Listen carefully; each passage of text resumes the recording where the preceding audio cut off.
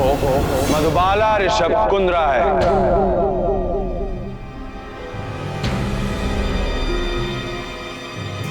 ये बात मैं कभी नहीं भूलूंगा और तुम भी ये याद रखो कि मधु मेरी बीवी है।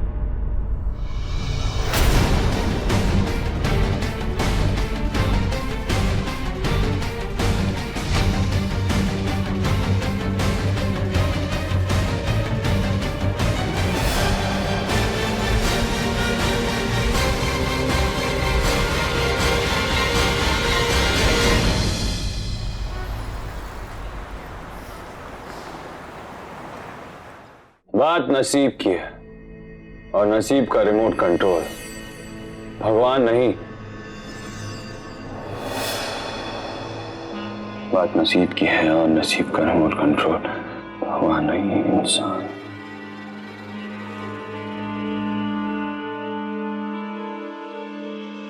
बात नसीब की है और रिमोट कंट्रोल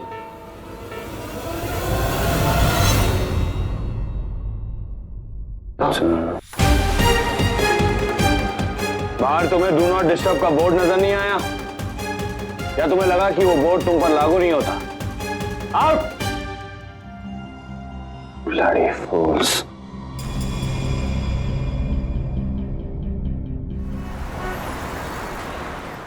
लेट जाइए डैडी जी। हाँ आराम से। टांग ऊपर कर लीजिए।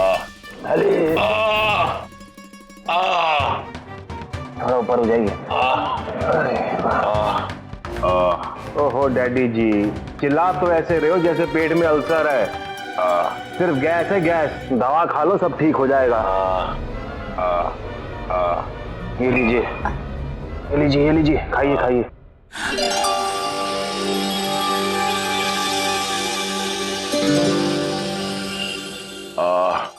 कोई नहीं आने वाला आपको देखने के लिए।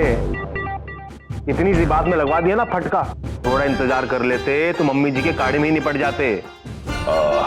हमारी बारी आएगी तो बचाओ, पैसा बचाओ, और खुद आयाशी कर रहे हो। अबे उल्लू के पट्टे, मैं कोई डांस बार नहीं गया था। वहां कभी तेरे बगैर गया हूं? पेट में तकलीफ थी इसीलिए डॉक्टर के पास गया। ओए लाले, थोड़ी अपनी डैडी जी की रिस्पेक्ट किया कर। अगर गालियां देने का इतना ही दिल चाह रहा है ना, तो जा बराबर वाले कमरे में जाकर खूब गालियां दे आरके को। जा। डैडी जी बातें कम करो, दर्द बढ़ जाएगा। आरके के पास चलेगा, दवाइयां खाते रहना टाइम पे।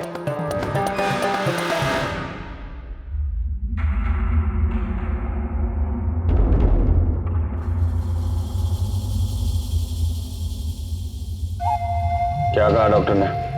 कुछ खास नहीं, सब ठीक है।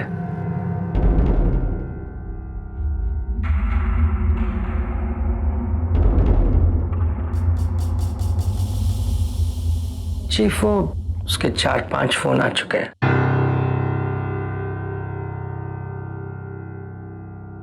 किसका? वो सुल्तान के आदमी के। सुल्तान? वो वही चीफ, वो सुल्तान अंडरवर्ल्ड वाला भाई।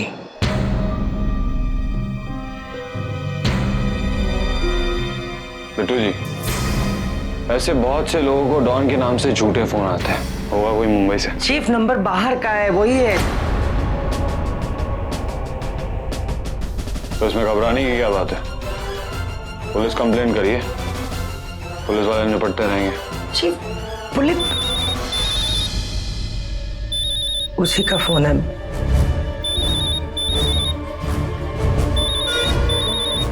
मैं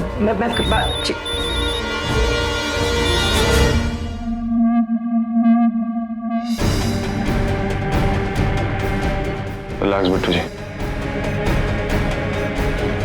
मुझे आपकी बहुत फिक्र है। आपके लिए थोड़ा परेशान हूं मैं, बस समझ में नहीं आ रहा चीफ। सौंफ कहाँ रख दी है? मामी जी, सौंफ। अरे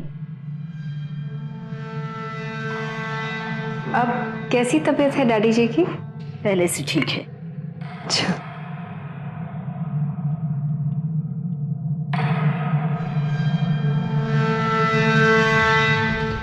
और मधुबाला का पैर? नहीं, अब चिंता की कोई बात नहीं है। अच्छा, अच्छा हुआ ऋषभ ने बैंडेज करा दिया।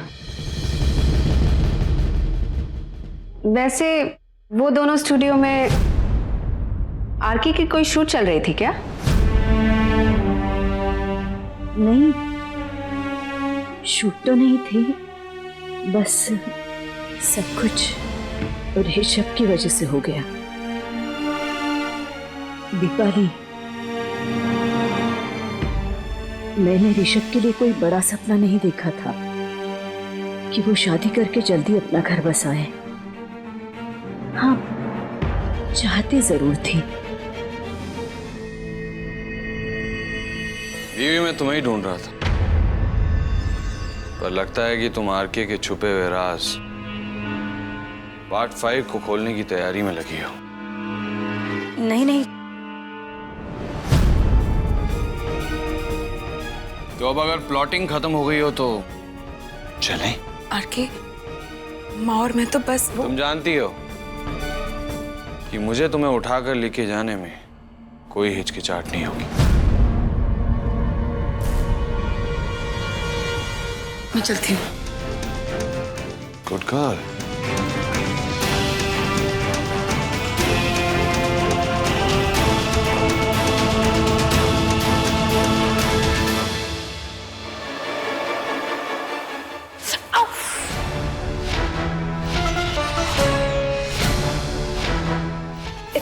आरके, बैठो। मैं ठीक हूँ। आरके, मैं चुप।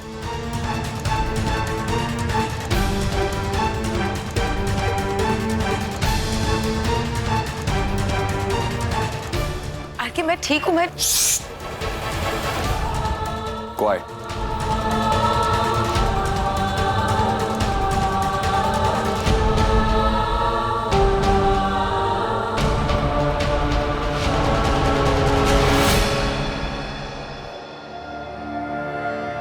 पैर दो।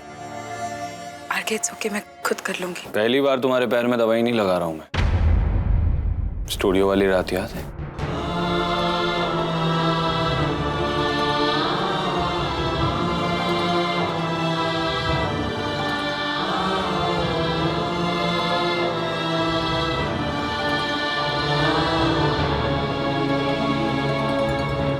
क्या जानना चाहती हो दीपाली के बारे में?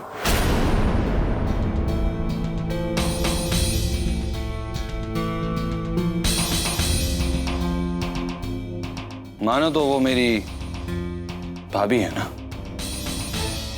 ठीक उसी तरह जिस तरह तुम इस घर की बहू हो,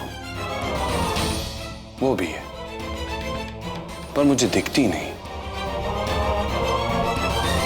जिस तरह आरके की जिंदगी की स्क्रीन पर कुछ लोग उसे दिखते नहीं।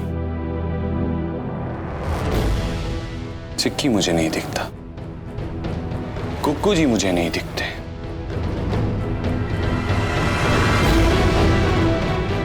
और मुझे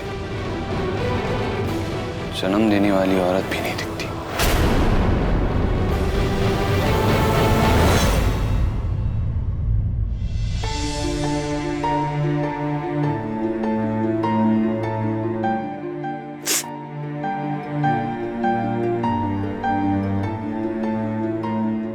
जिंदगी ने मुझे एक लेसन दिया है कि कुछ जख्मों को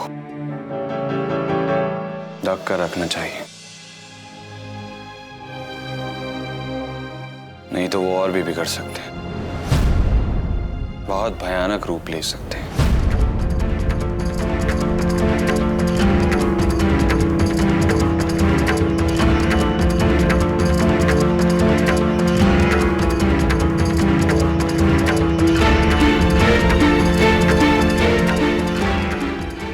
जिंदगी में ये सीखा है कि जानबूझकर कभी किसी को तकलीफ मत दो।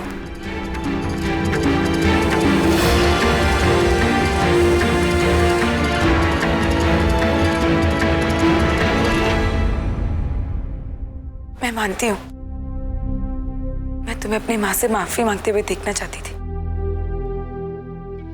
पर अगर आज भी तुम मुझसे पूछो तो उसमें मुझे कुछ गलत नहीं लगता। यकीन कर सकते हो तो करो। अगर मुझे पता होता उन तस्वीरों की तुम्हारी जिंदगी में क्या जगह है, माफी मंगवाने के लिए मैं कभी उनका सहारा नहीं लेती। अनजाने में भूल हो गई। I am really sorry. दिल से माफी मांग रही। और एक और बात, वो तस्वीरें मैंने नहीं छपाई। ये बात सही है कि मैं तुम्हें बिल्कुल पसंद नहीं करती,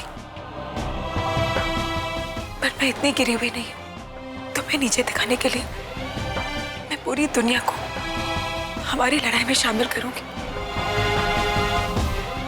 मैं ये भी मानती हूँ कि कुछ दाग, कुछ जख्म ढके ही अच्छे होते हैं। मेरा यकीन मानो आके, वो जख्म मैं कभी दुनिया के सामने नहीं खोलूंगी। क्या हुआ?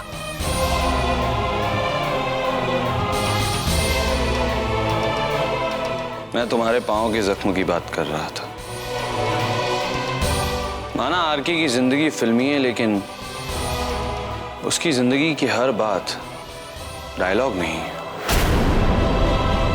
गलतफहमी तुम्हारी आंखों में आंसू ले आई, और इसी बहाने मुझे पता तो चला कि तुम्हें अपने किए पर पछतावा है। और वो डायलॉग बहुत इंटरेस्टिंग था। क्या कहा था तुमने? मैं तुम्हें बिल्कुल पसंद नहीं करती।